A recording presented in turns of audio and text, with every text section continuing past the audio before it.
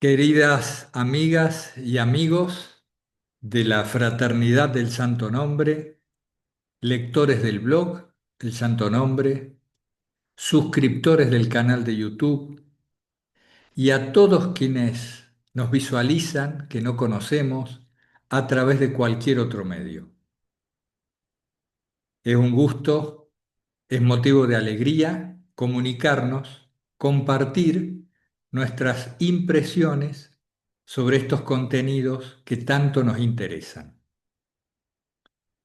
Como ustedes saben, estamos leyendo muy pausadamente las memorias de un peregrino ruso, tratando de dejarnos guiar por él y por su maestro en esto que nos es tan querido de la oración de Jesús, de la oración del corazón, en la búsqueda de la oración ininterrumpida o la oración incesante. Para ello, antes de comenzar, buscamos la actitud orante en nosotros, una actitud reverente, situarnos ante la presencia de lo sagrado que está fuera de nosotros y dentro de nosotros, por así decir. Para ello, siempre conviene un momento de silencio donde profundizamos la respiración, donde relajamos contracciones innecesarias en nuestro cuerpo y donde sobre todo nos hacemos conscientes de estar conscientes.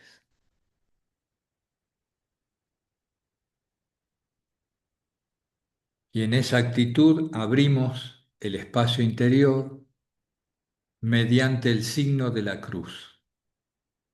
Una cruz que es Padre, que es Hijo y que es Espíritu Santo.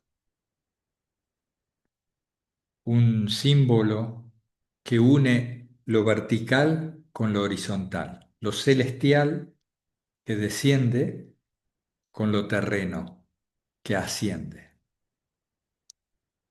Muy bien, continuamos la lectura de Memorias de un peregrino ruso, todavía estamos en el relato 1.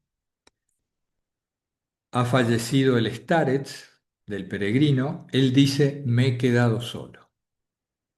Al final del vídeo les hago dos comentarios respecto del cuarto aniversario de las oraciones en la fraternidad, alguna novedad también que tenemos con esto de la oración, y un comentario respecto a lo cotidiano en la práctica de la oración que me llegó por correo.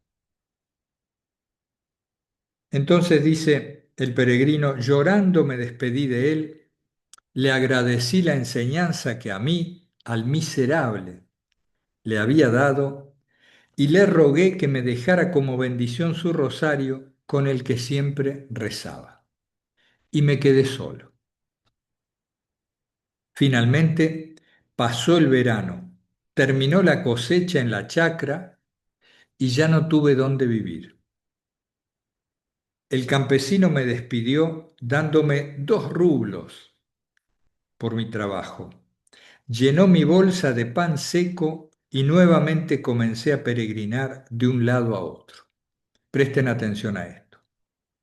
Es decir, su vida volvía a lo habitual, a ese andar errante, pero ya no iba como antes apenado. El evocar el nombre de Jesucristo me hacía alegre el camino. Toda la gente se había vuelto más bondadosa conmigo. Parecía que todos me tenían cariño. Fíjense, el evocar el nombre de Jesucristo me hacía alegre el camino. Yo creo que muchos de ustedes y nosotros mismos tenemos experiencia de esto, de cómo el cotidiano, lo más rutinario, se nos tiñe de una suave alegría cuando recordamos que existe la oración de Jesús y que nos vamos a dedicar a repetirla con tranquila devoción, con fruición, con concentración. Esto nos hace surgir una alegría. Creo que es esto de lo que habla el peregrino. Nunca ya volvemos a estar tan apenados como solíamos estar. No quiere decir que no haya subidas, bajadas, estados de ánimo y demás, pero nunca la desesperación, nunca la pena profunda. Hay una esperanza, un fuego vivo que se ha instalado en nuestro corazón y que va a crecer en la medida de nuestra perseverancia en la oración cotidiana. Esto de que toda la gente se había vuelto más bondadosa conmigo, parecía que todos me tenían cariño, sin duda se refiere a un cambio, a una especie de transmutación que se iba dando en la mirada del peregrino. Él veía a todos con cariño, él veía la belleza y la bondad en el mundo. Y entonces le repercutía, se reflejaba, le parecía a él, en la mirada de los demás, en el buen trato y en el cariño que le daban. Y es posible, creo, que esta bonomía espiritual que él irradiaba impregnara también la mirada de los demás. La parte espiritual de los otros percibía eso. Y es posible que sea muy cierto me miraban con cariño, me trataban mejor. Cierta vez se me ocurrió pensar, ¿dónde poner el dinero que recibí por cuidar la chacra? Espera, me dije, mi starets ya no existe y no tengo quien me instruya. Compraré la filocalía y con él seguiré instruyéndome en la oración interior. Fíjense, cobra un dinero y no dice a ver qué me puedo comprar para comer, a ver cómo me vestiré, a ver, no, no, enfocado totalmente en un único propósito, crecer en la oración interior. ¿Se imaginan? Tener un único capital, ser un peregrino pobre y que lo que se te ocurre es comprar la filocalía. Eso es dedicación, ¿eh? Muy bien. Me persigné y proseguí el camino repitiendo la oración. De este modo llegué a la capital de una provincia y me dediqué a buscar la filocalía en las librerías. En una, por fin, encontré el libro, pero pidieron por él 3 rublos y yo no tenía más que 2. Regateaba, regateaba, pero el librero no quería bajar el precio. Finalmente me dijo, ve a aquella iglesia y pregunta por el sacristán. Él tiene un ejemplar muy usado de este libro. A lo mejor te lo vende por 2 rublos. Fui, en efecto, y compré la filocalía, aquí dice Dobrotoliubie, así le llama. Compré un ejemplar viejo y roto por 2 rublos. ¿Cómo me alegré? Lo compuse, lo arregló como pude, lo forré con un trozo de género y lo metí en mi bolsa junto a la Biblia. ¿Eh? La Biblia, la filocalía. Ahora sería difícil andar con 5 tomos. Así pues, ahora voy andando y repitiendo sin cesar la oración de Jesús, que es para mí más preciada y dulce que todo en el mundo. Fíjense esta valoración sobre todas las cosas que había adquirido para él la oración. Era la herramienta principal, era donde él vivía, era donde se refugiaba, lo era todo para él. Qué importante observar este emplazamiento en el peregrino. Y de este emplazamiento prioritario que él daba a la oración de Jesús, resultaban frutos tan marcados que lo sostenían. Nuestra valoración de las cosas influye mucho en los frutos que esto nos brinda. ¿Mm? Hay días en que hago 70 o más verstas y ni me doy cuenta de qué camino. Lo único que siento es que estoy orando. Si el frío intenso me penetra, empiezo a orar con mayor tensión y rápidamente me caliento. Si el hambre empieza a acosarme, me esfuerzo en evocar más seguido el nombre de Jesús y me olvido del hambre. Si me enfermo, si siento dolores en la cintura o en los pies, escucho con atención la oración y dejo de sentir el dolor. Fíjense, escucho con atención la oración. ¿Mm? Él afirma repetirla y acá dice que la escucha. Esa mezcla, esa ambigüedad que no sabemos si la repetimos o la escuchamos, es muy frecuente cuando se hace hábito. Escucho con atención la oración y dejo de sentir el dolor. Si recibo una ofensa de alguien, ni bien recuerdo la dulzura de la oración a Cristo, la olvido a la ofensa. Y mi enojo pasa de inmediato. Qué bien. Esto alude, creo, a lo que cuenta el peregrino. Él estaba viviendo ya el descenso del Espíritu Santo, la manifestación del Espíritu Santo en él de manera muy fuerte. Por eso es que podía, con esa fuerza salvífica de la gracia del Espíritu, podía trascender las manifestaciones corporales, como el hambre, como el sueño, como los dolores, las enfermedades. Las trascendía. No es que se le iban, pero su espíritu volaba por encima de ello. Esto es muy común en practicantes asiduos de la oración de Jesús y lo explican, por ejemplo, sobre todo Simeón el nuevo teólogo, que figura en la Filocalía, el relato con el joven. También, por ejemplo, Serafín de Saró en las conversaciones con Motoviló, pero muchos otros nos hablan de cómo cuando el espíritu se pone al mando y empieza a regir sobre cuerpo y mente, las manifestaciones de cuerpo y mente son trascendidas. No nos dominan, no nos esclavizan, no nos someten como nos ocurre cotidianamente a nosotros. Ni bien recuerdo la dulzura de la oración a Cristo, olvido la ofensa y también mi enojo pasa de inmediato. Me he vuelto medio trastornado. Nada me preocupa, nada me interesa, no quiero ver cosas vanas. Siempre quiero estar solo y en soledad. Lo único que deseo, es decir, lo único que deseo, es decir, repetir. Ah, perdón, acá está, no entendí el sentido de la frase. Sería así. Lo único que deseo es decir, repetir sin cesar la oración. Y cuando lo hago, siento una gran alegría. Solo Dios sabe qué pasa conmigo.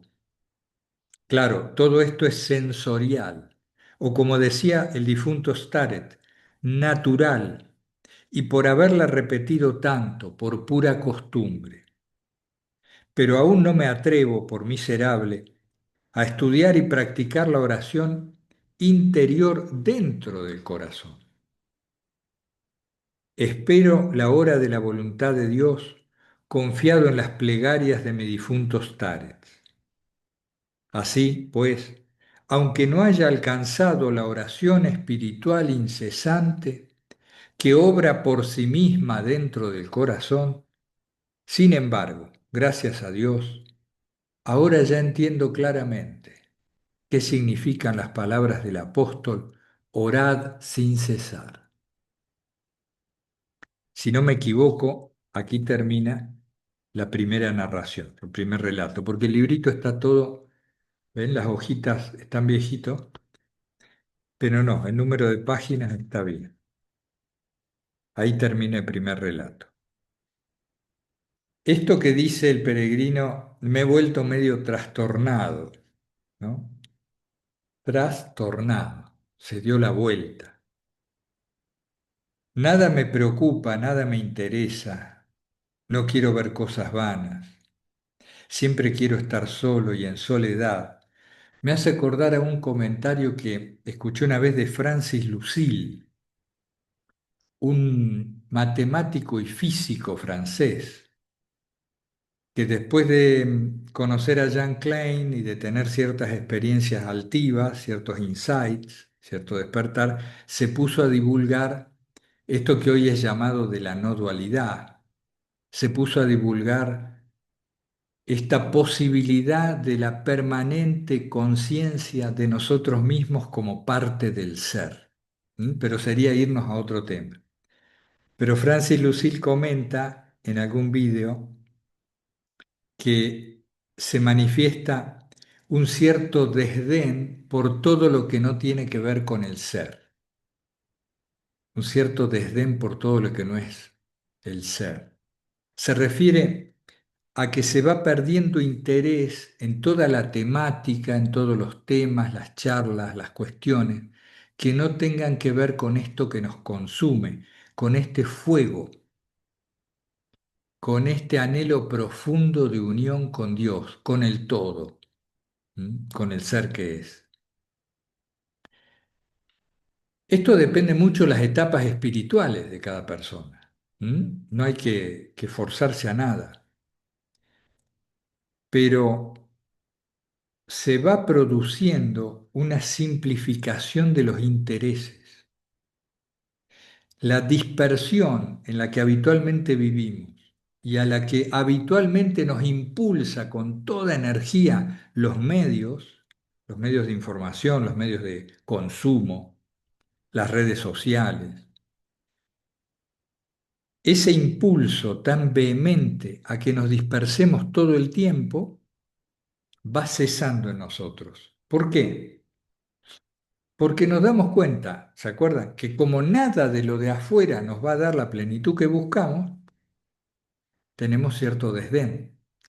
Es decir, ya no me interesa eso, gracias. No, esto tampoco, gracias. Porque lo que me interesa está aquí, entonces me voy aquí. Esto ocurre, esta simplificación se produce. Es lo que él le llama me he vuelto medio trastornado. Claro, a la mirada ajena. Y sobre todo, les destaco esto de nada me preocupa. Nada me preocupa. Esto es muy interesante. Yo me quedaría sobre todo con esta parte de esos párrafos. Porque es notable a lo largo de los años practicando la oración de Jesús, cómo nos acostumbramos, como si fuera por un efluvio de ella misma, a descansar en la providencia. Aparecen preocupaciones que vienen de la mente, obviamente. Ah, ¿qué pasará con esto? Oh, ¿qué sucederá con aquello? Eso aparece, es la mecánica mental, pero ya no cala, ¿m? No arraiga. Uno no, ya se acuerda, cierto que todo depende de Dios. Cierto que soy muy amado, que la providencia vela por mí, por todos, obviamente. Y que todo ocurre en el marco de un proceso espiritual general y particular, es decir, que todo tiene sentido. Entonces podemos decir como el peregrino, nada me preocupa. Matizaríamos diciendo, nada nos preocupa como antes o tanto. ¿Eh? Es un proceso, poco a poco. Bien, ahí termina el primer relato. Ya entiendo claramente qué significan las palabras del apóstol, orad sin cesar. Es interesante también, tengan en cuenta, esta referencia de conducta, este ejemplo que nos da el peregrino, de cuán abocado a pocas cosas estaba. Él, claro, estaba desprendido, no tenía bienes, no tenía compromisos. Ojalá pudiéramos, ¿no? ir cortando todo compromiso no esencial, ir liberándonos de cosas superfluas, quedándonos con lo esencial. En Filocalía se recomienda, vive una vida apacible y en paz con todos, requisito fundamental para poder acceder a la oración frecuente. Esta vida apacible necesita no tener tanto, en todo sentido, muchos compromisos, muchas actividades, muchos bienes, muchas responsabilidades. En la medida que podamos, ir descargando la mochila de por si acasos, ir quedándonos bien livianitos de equipaje. No nos olvidemos que estamos de viaje, estamos peregrinando. Esta vida es la peregrinatio cordis. Estamos de viaje hacia el hogar verdadero. Entonces, no hay que ir muy pesados. Se los digo por experiencia por el camino de Santiago, que después quedamos con lumbares lesionados y demás. Bueno, a ver, voy a ver las notas y cómo continuamos. Bueno, continuamos con la narración segunda. Caminé largo tiempo visitando distintos lugares, acompañado siempre por la oración a Jesús, que me consolaba y me ayudaba en todo momento. Pero finalmente pensé que sería mejor detenerme, tanto para encontrar soledad como para estudiar la filocalía. Había seguido leyéndola lentamente, de noche en los albergues y de día mientras descansaba. Fíjense esto, ¿eh? ¿Cuál es la rutina? ¿Cuál es la regla de vida? Caminaba rezando la oración de Jesús, cuando se detenía estudiaba la filocalía. Madre mía, con esa dedicación no nos puede extrañar las alturas que el peregrino consiguió. ¿Mm? Es para imitar en ese sentido, en la medida que cada uno pueda. Por eso hablábamos de simplificar nuestra vida de tal manera que nos aproximemos, aunque sea lejanamente, a este grado de dedicación necesaria para que la oración penetre en nosotros. De día, de noche en los albergues y de día mientras descansaba, seguía leyendo la filocalía, profundizando en ella con fe, extrayendo de ella la verdadera instrucción para la salvación del alma por medio de la oración del corazón.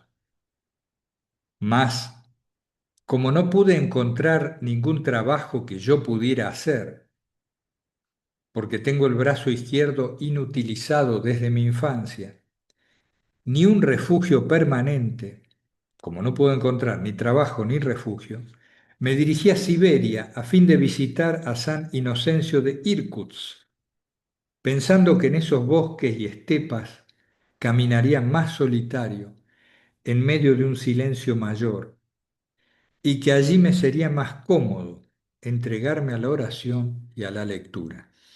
Esta búsqueda de silencio cada vez mayor parece ser un efecto secundario o un efecto colateral de la oración de Jesús cuando penetra mucho en nosotros.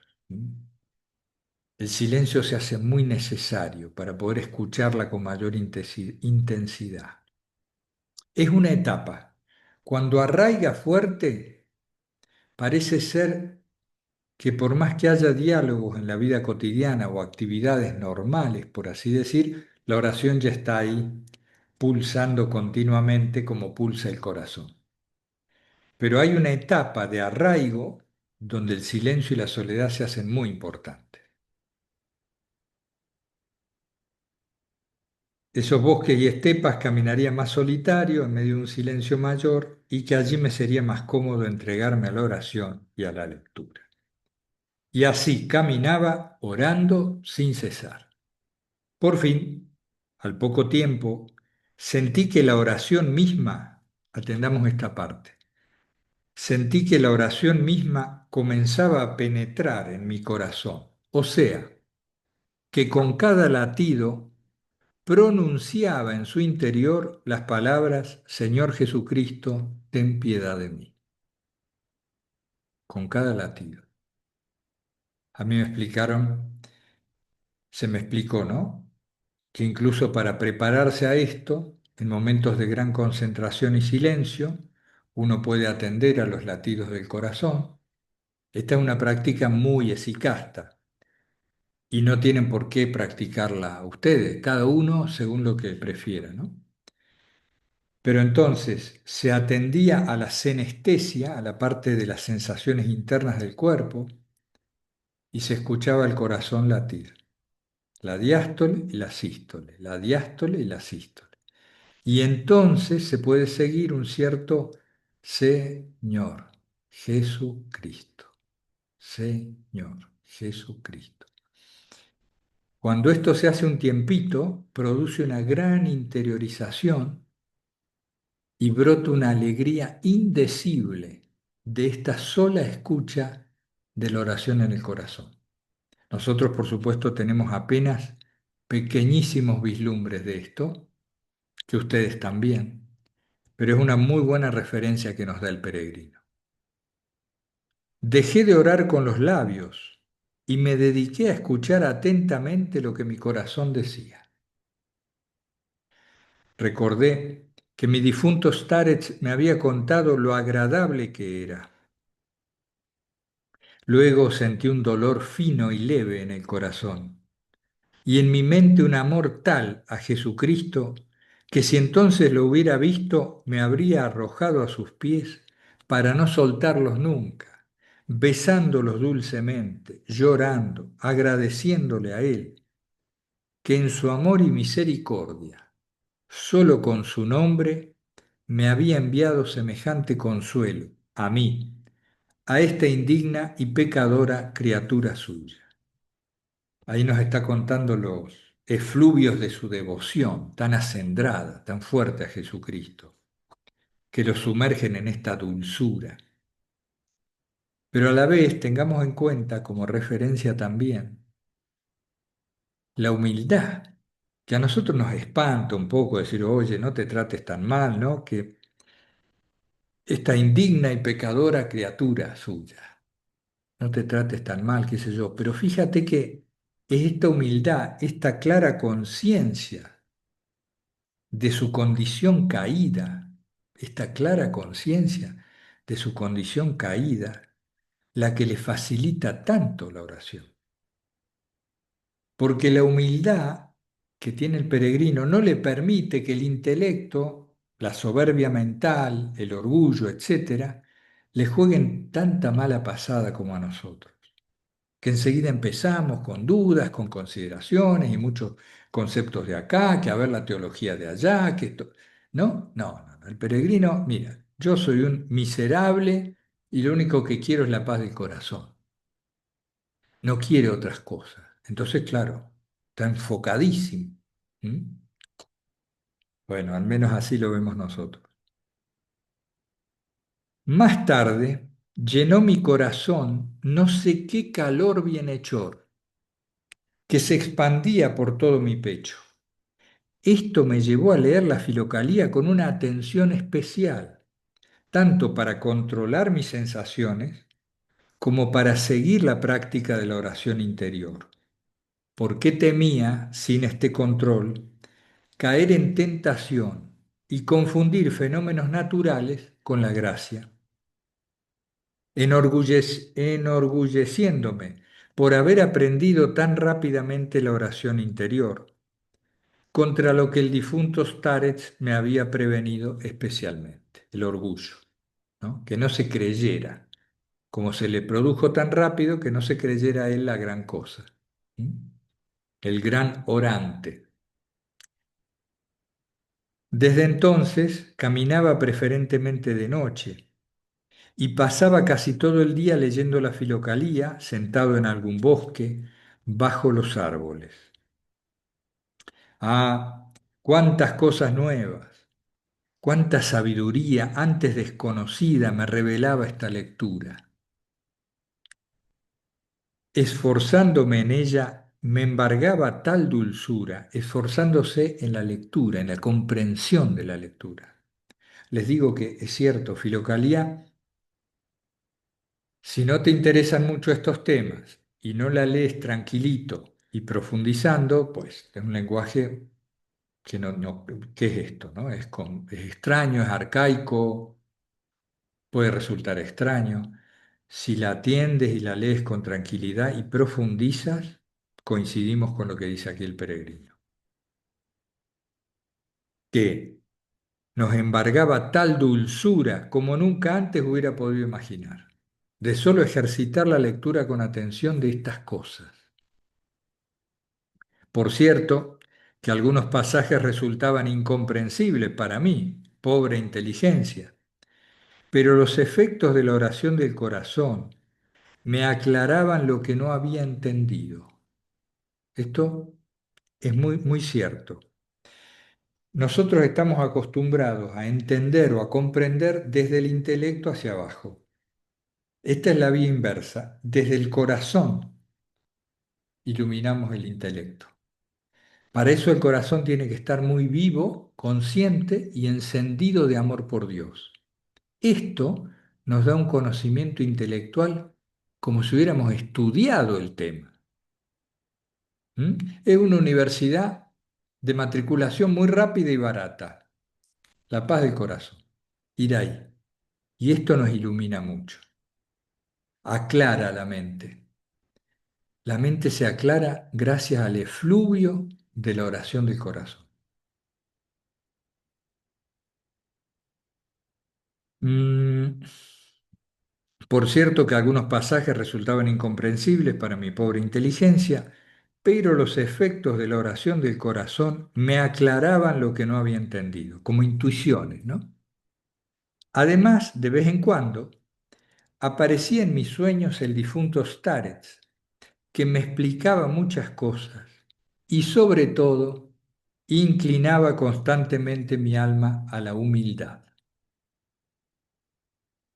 Es tan contraria, pero está en las antípodas nuestra cultura actual de la humildad. Es casi, casi mala palabra, casi que uno la dice con cuidado, como disculpándose, oigan, voy a decir algo sobre la humildad, porque todo es inverso. Hay que lograr el éxito, hay que lograr destacar, hay que lograr ser alguien por encima de los demás, porque si no, nadie sabe quién eres, ¿no? El anonimato es mala palabra. Acá lo que vale es destacar, salir de la masa. Y esto de Internet y de las redes sociales ha potenciado todo esto. Hablábamos con un amigo que vino de visita ayer viernes, yo estoy grabando esto el sábado, de cómo es extraordinaria la lucha de las redes sociales, de los medios y de los sitios web. Es extraordinaria la lucha por ganar nuestra atención. Son como que permanentemente caen anzuelos para que nosotros piquemos, como un pez que va a ser pescado, ¿no? Anzuelos para que piquemos nuestra atención en tal cosa. Él me decía, se disputan nuestra atención.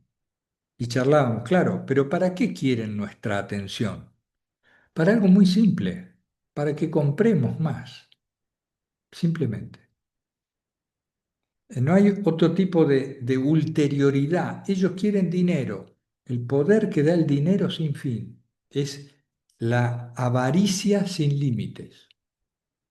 Por ejemplo, yo aquí en este pueblito agradezco el servicio que brinda Amazon. ¿Por qué? Porque aquí no hay supermercado y hay cosas que me llegan a través de Amazon. Muy bien, un gran servicio, lo agradecemos mucho.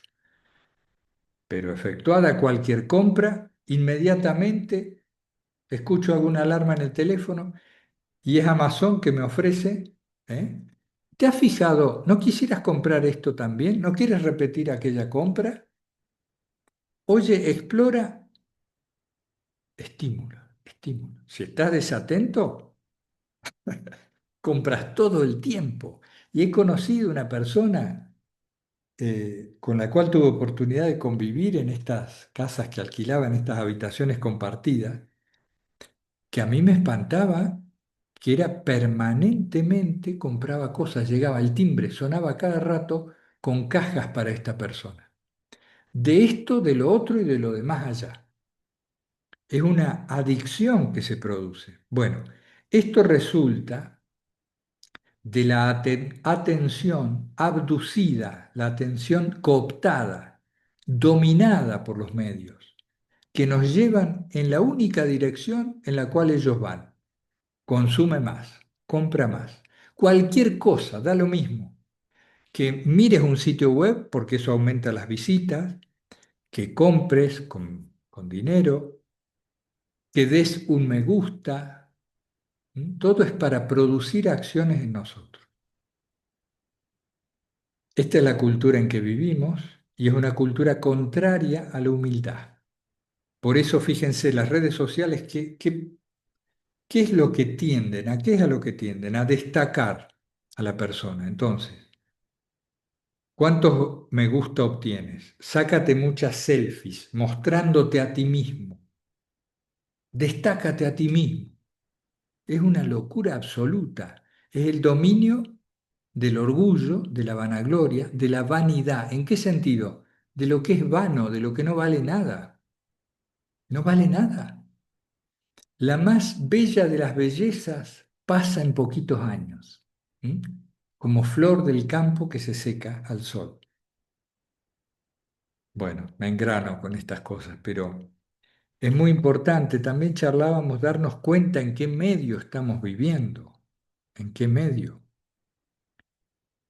Se nos desorganiza el modo de percepción debido a las redes sociales. Se nos desorganiza el modo de percibir. Fíjense, te metes en el ordenador o en el móvil y quieres leer un periódico digital, que son los que hay hoy en día, no hay más casi diarios en papel, y tú empiezas a leer una noticia, e inmediatamente aparece una propaganda que la interrumpe, entonces tú la desechas y vas más abajo y sigues leyendo el artículo y vuelve a aparecer otra por acá y tiene la crucecita de cerrar el aviso cada vez más chiquito,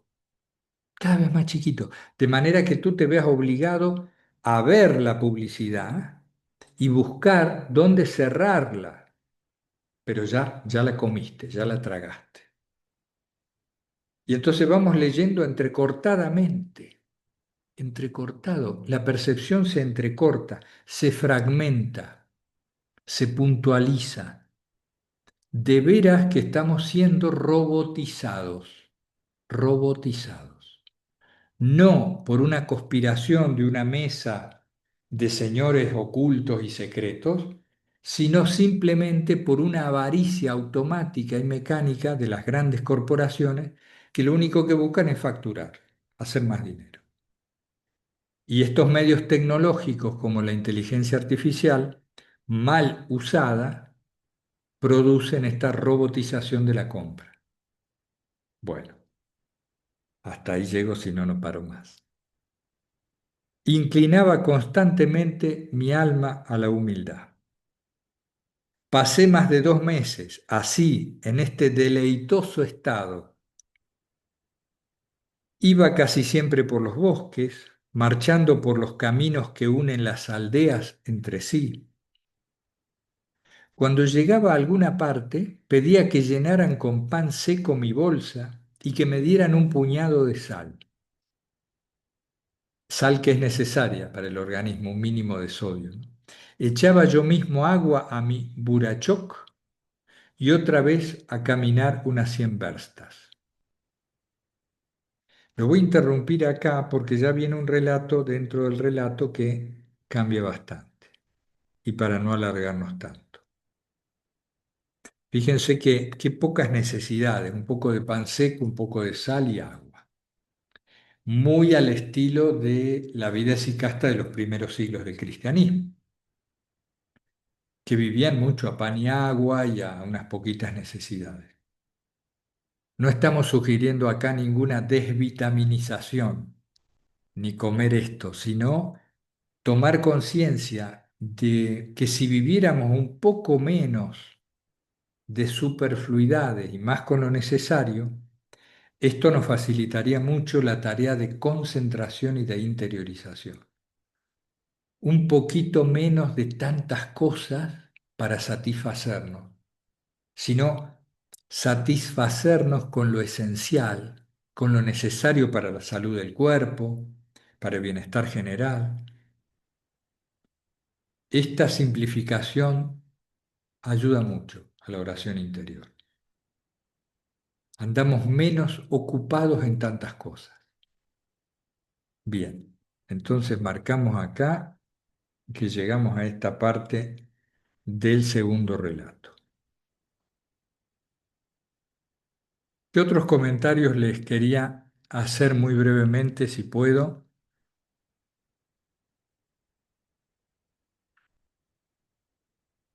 Uno que es de relieve, yo quisiera que le presten atención. Fíjense, me dice un correo. Repito la oración de Jesús en el día a día, pero la mayor parte del tiempo me doy cuenta que la repito eh, como quien tararea una canción, ¿no? Algo de esto comentamos en el post de ayer en el blog. Y esto es cierto. Uno se descubre cuando ha hecho cierto hábito, repitiendo la oración de Jesús o el mantra, jaculatoria que ustedes tengan, como si fuera esas canciones, esas melodías que se tararean de manera inconsciente, sin conciencia. Esto también puede ocurrir con la oración. Es una etapa, no preocuparse. Primero adquirir el hábito, que después vamos corrigiendo, modulando y sintonizando mejor. Pero primero prendamos el televisor, diríamos en épocas antiguas. Primero prende el televisor y después lo sintonizás. ¿Se acuerdan algunos? Parece que ha pasado tanto tiempo y no. Entonces, ¿cómo hacemos con esto para que no ocurra esto? Tenemos que acostumbrarnos a ligar, a tener totalmente unida la práctica de la oración a un modo de acción. Unir la práctica de la oración a un modo ceremonial de acción. Si yo estoy repitiendo la oración de Jesús a lo tonto, sin conciencia, es seguro que mi acción está siendo también mecánica. En general, la estoy realizando deprisa, sin precisión, con cierto descuido, y esta acción no tiene nada que ver con esa que proclamamos necesaria de vivir litúrgicamente, de realizar y ejecutar nuestras acciones como si una ceremonia, como si de una ceremonia se tratara. Entonces, ¿qué hago en el cotidiano? Porque cuando me siento a rezar, cuando nos ponemos en los momentos puntuales de oración, es otra cosa. Uno cierra los ojos, trata de desechar los pensamientos o de dejarlos pasar y vamos concentrándonos con mayor facilidad en la repetición o en la escucha de la repetición. Pero en medio de las actividades, en medio de la ciudad, tienes que estar atento a que tu acción sea sosegada y con un espíritu de reverencia ante la presencia. A eso le llamamos nosotros actitud ceremonial. Y esto se manifiesta en movimientos cuidados, precisos, tranquilos, ordenados. Tu acción se vuelve fluida, no es lenta, no es trabada, quiero decir, es fluida, pero es parsimoniosa y precisa. Entonces, cuando estoy actuando así, vas a ver que podés rezar, podés invocar a Jesús con profundidad. Vas actuando y vas invocando. Vas actuando y vas invocando. Acción y oración se entremezclan ahí en este vivir reverencial. Entonces, si vos notás que estás inconsciente a la oración, te sugiero, fíjate de actuar de este modo preciso y ordenado en lo que sea que estés haciendo. Lo que sea. Si es caminar, camina con atención a tus pasos, a los movimientos de tus piernas, eleva la vista, mira el horizonte, empiezas a caminar ceremonialmente. Si lavas los platos, hazlo con atención, como si fuera el último momento de tu vida, ¿m? El último gesto sobre esta tierra. Lavas los platos, los pones ahí, o los secas, barres, ordenas, lo que sea. Y esta acción por vía exterior, te ayuda a que la oración se haga real, verdadera, con conciencia. Si estás orando conscientemente, la acción va a resultar sosegada y poco a poco ceremonial, litúrgica. Y también a la inversa. Si buscas actuar litúrgicamente, vas a ver que la oración se interioriza con facilidad. Bueno, espero haberme explicado. Ya terminamos. Solo hacerles mención, a ver si me ha llegado la respuesta. Espérense porque estoy esperando una respuesta. No, no todavía. Miren, ahora el 30 de septiembre se cumplimos 4 años de oraciones ininterrumpidas en la fraternidad.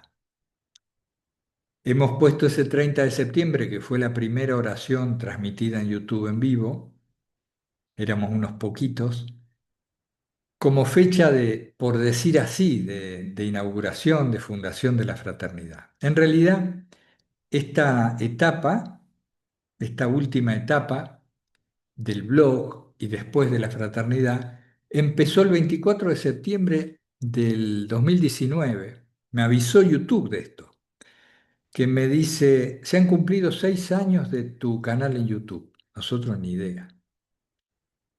Ahí se empezó una nueva etapa en el blog. Eso sí me acuerdo de que abrimos el canal. Y los primeros días de diciembre de 2019 dimos un retirito virtual sobre el peregrino ruso, que también éramos 5 o 6. Entre ellos el padre José Antonio, estaba Florencia de Buenos Aires, no me recuerdo quién más. Y ahí dimos el retirito del peregrino ruso. Luego, en enero de 2020, el 25 de enero, empezó el curso de Filocalía. En marzo empieza la pandemia o se decretan los primeros confinamientos. Luego viene el curso de Fenomenología, un poco para explicarnos a nosotros mismos lo que se decía en Filocalía. Y ahí ya empieza a agruparse un poco de gente que de vez en cuando nos reuníamos a comentar estas cuestiones, como especie de intercambios mensuales que ahora tenemos entre algunos. Esto fue la simiente de la fraternidad. Hasta que un buen día se nos ocurre empezar a rezar la oración de Jesús al final de estos encuentros. 10 minutitos. Y, y algunos hermanos y hermanas decían, che, ¿y si esto lo hacemos más frecuentemente? Y ahí es donde empiezan a hacer esta especie de coro monástico, nuestra vida monástica laical virtual, que representan estas oraciones que hacemos en varios momentos del día por Zoom y que se transmiten por YouTube. Ininterrumpidas son desde el 30 de septiembre de 2021. O sea que estaríamos cumpliendo ahora todos 4 años de oración. Esto es una gracia enorme. No nos damos cuenta del todo la enorme gracia que hemos tenido y que tenemos. De tener un santuario, una capilla, una ermita, una iglesia abierta varias veces al día para encontrarnos ante el Señor a elevar nuestras preces. Es extraordinario. Y en estos tiempos más todavía. Así que damos gracias a todos ustedes por formar parte de estas oraciones. ¿Qué más? Eh, Estamos preparando, ustedes saben que ahora tenemos 3 oficios breves por día, ¿m? De la oración de Jesús, que fue la primera de las oraciones. Tenemos la oración contemplativa, el respirar a Cristo Jesús, que se inició hace menos tiempo, hace año y algo, de abril 2024. Un año y medio ya va, de esta oración contemplativa, que es un poco más silente, no tiene lecturas, se repite a Cristo Jesús, un poco guiados por Fran Halix, este espacio que inició Pepe Guirado en la fraternidad, y luego continúan un equipito de hermanos. Y también tiene bastante más tiempo, yo no sé cuánto, no me he fijado, quizá 2 años, ya me corregirán, las oraciones de silencio, que son 2 turnos al día, que son realmente calladas. Esta gente es realmente muy silenciosa. Empiezan con un gong o con un sonido, se dice una frase, permanecen media hora en silencio, se vuelve a sonar el gong y se dice la misma frase. Esta oración no se transmite por YouTube, pero sí se puede acceder a ella por Zoom. Entonces, ahora tenemos estos 6 espacios de oración. Dios quiera llegue un día, a lo mejor de aquí varios años, en que cualquier persona pueda entrar en cualquier momento de las 24 horas del día y se encuentre la capilla abierta. Sinceramente, ese es un propósito que tenemos, que lo tenemos como anhelo solamente. Y la providencia verá si eso se concreta. Yendo al punto, vamos a hacer, ya está aprobada por el equipo de oración y por el equipo de proyectos, vamos a hacer, si Dios quiere, una oración interreligiosa, no solo ecuménica, es decir, de cristianos de distintas iglesias, sino de distintas religiones. Esto será una vez al mes o una vez cada 45 días.